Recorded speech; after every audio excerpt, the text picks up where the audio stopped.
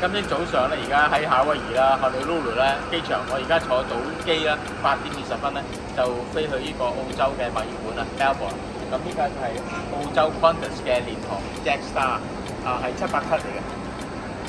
加拿大護照咧入去澳洲咧係唔使簽證，但係一定要攞 ETA 網上申請，澳幣20蚊。呢張機票咧飛去呢個墨爾本咧係為到加幣350蚊啦。我買咗個 package 咧係包一個餐啦。我見到 Lasagna 睇到個賣相唔係好好，但係食落咧熱辣辣都幾好食嘅。雖然佢包埋一個嘅細嘅耳筒啦，但係機上嘅娛樂設施咧睇戲聽音樂都要另外再俾錢嘅。因為成10個鐘頭機咧，我帶咗個杯麵上機，臨落機之前咧食個杯麵正。個行程咧係橫跨赤道咧，落到去澳洲南部嘅墨爾本啦。差唔多到呢個墨爾本啊，我哋就嚟降落啦。可以睇翻嗰個墨爾本嗰個景色啦。原來都好多中國嘅飛機咧直飛墨爾本喎。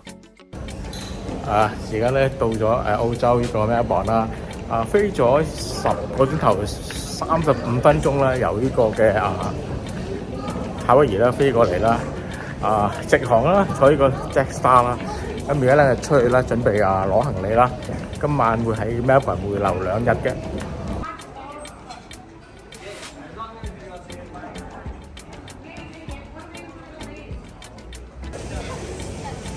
喺個樓梯落咗嚟之後咧，攞行李咧，左手邊有個唱片地方啦。呢度咧，我哋今日嘅行李喺8號嗰個行李帶嗰度攞嘅。左手邊咧亦都有男女廁可以用啦。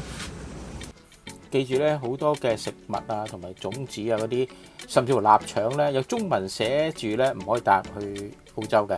甚至乎韓文都有寫啊，圖文並茂啊。過咗海關之後咧，出到呢個接機嘅大堂啦。咁咧喺呢個大堂嘅左手邊咧就有個 Welcome Centre， 佢可以係攞啲旅遊資料啦，同埋可以買電話卡，同埋佢哋可以識講中文嘅。Welcome Centre 啦，呢度隔離個 counter 啦，亦都好多嗰啲 brochure 啦，有啲介紹啦 Melbourne 嘅資料咧，免費俾遊客去攞嘅。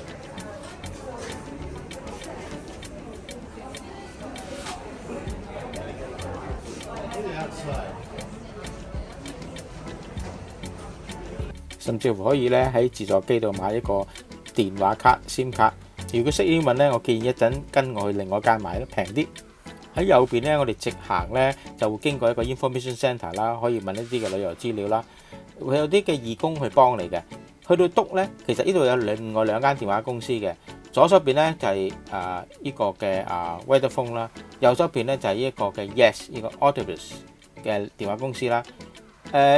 Vodafone 咧其實個價錢係貴少少嘅，所以我睇完之後都唔買啦。反而咧依間嘅 Yes 嘅電話公司咧，佢而家做緊減價，25蚊有60 G， 淨係貨遊客用 passport 買，而且包埋有好多國家咧係免費打電話翻去嘅。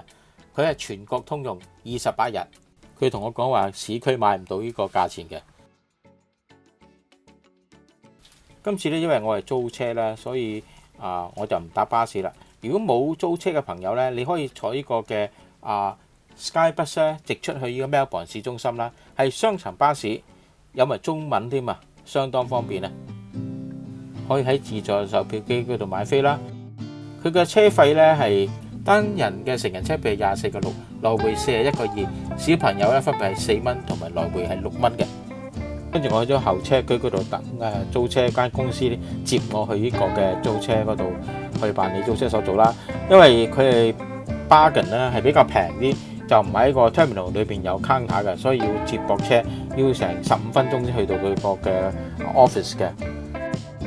我喺網上 Expedia book 呢架車咧，一早 book 咧其實係好平啊，70蚊到加幣啦，可以租2日，係一架小型嘅 SUV 啦。保險咧就我用信用卡去幫我 cover 啦。如果冇嘅咧，你係同租車公司買。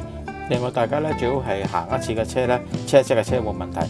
另外澳洲咧係右軚車同香港一樣嘅，小心啲左右問題啦，以免入錯線。如果行收費公路咧，30分鐘到酒店。因為有啲嘅公路咧係有收費嘅，所以租車公司咧到時會俾翻張表你咧，個路費幾多錢咧計落信用卡度。依間酒店叫做 Arrow on Swindon Hotel 啦，係近呢一個嘅墨爾本大學。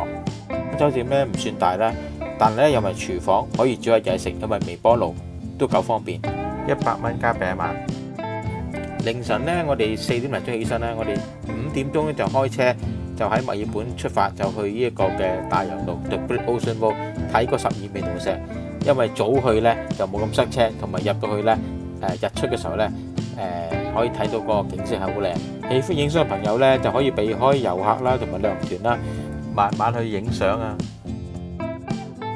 大家早晨，而家係6點鐘喺澳洲嘅 Melbourne 時間我而家揸車落去呢個大洋路啦，去12門徒石啦。因為我係1991年嘅時候嚟嘅時候咧，就嗰個嘅12門徒石嗰度咧，其實嗰個 arch 嗰個拱橋咧係翻咗去香港之後就冧咗。咁今次落去睇下呢個嘅地方，而家景色究竟係點靚咁啦。而家我喺個休息站度啦，咁啊睇下周圍環境啦。有免費廁所俾大家用啦，係唔似好似歐洲咁要另外再收錢。我而家咧沿途咧喺大洋路度咧，見到個日出開始晨曦嘅時候咧，喺身後邊咧啲陽光係非常非常靚啊！啲雲今日係陰天啦，但係咧佢嗰條線咧喺個地平線同埋嗰個雲上面咧，你見到咧係有個陽光走出嚟啊！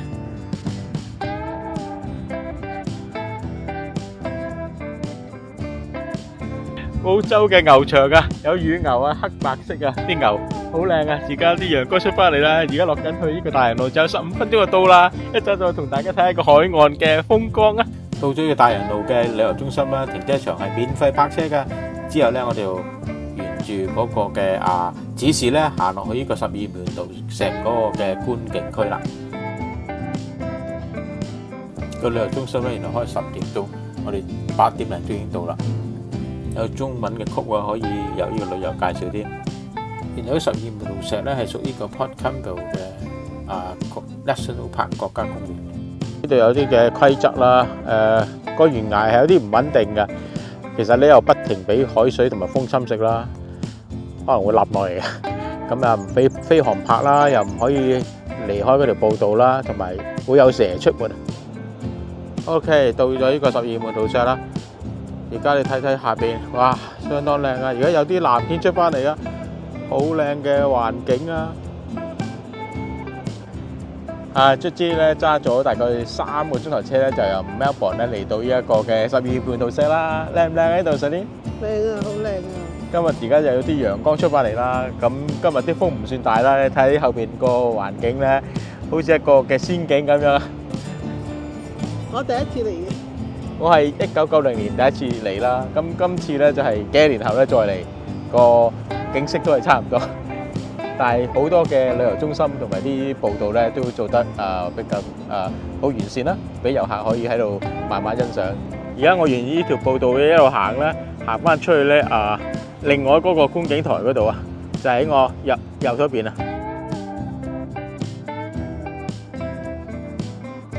呢個係新搭出嚟嘅。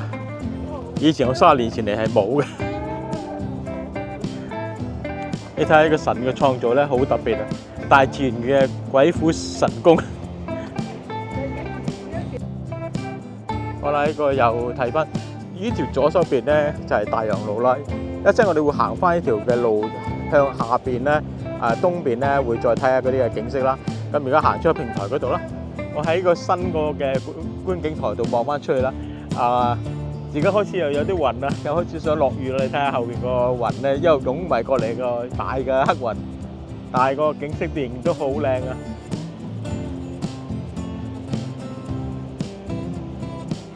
好啦，而家要落雨啦，而家走啦。我哋去翻個旅遊中心或者入去行一陣啦。好啦，而家第一個入去啦，呢個係嗰個旅遊中心啦，呢度有個廁所啦，喺右手邊。咁呢度有個小賣部啦，可以係有一啲嘅紀念品啦，睇咩買？哇，有啲帽，有啲袋鼠啊！之後咧，我揸咗去附近嘅觀光直升機場。坐啲直升機可以飛上去睇呢個12門徒石啦，同埋海岸線啦、大洋路啦，咁都係一個非常之好嘅體驗嚟嘅。不過今日落雨咧，都唔打算坐啦。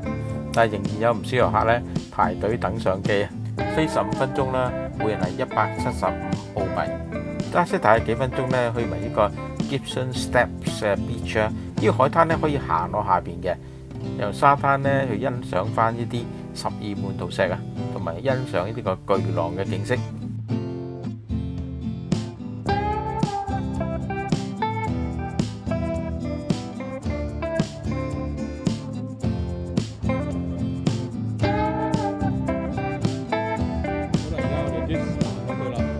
不過就要小心啦，因為全部樓梯嚟嘅。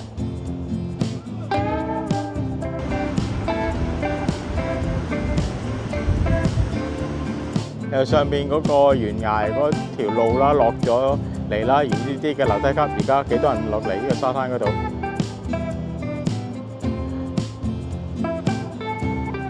啲浪衝埋嚟嘅沙灘岸上咧，好有啲嘅霞氣水氣咁樣啊！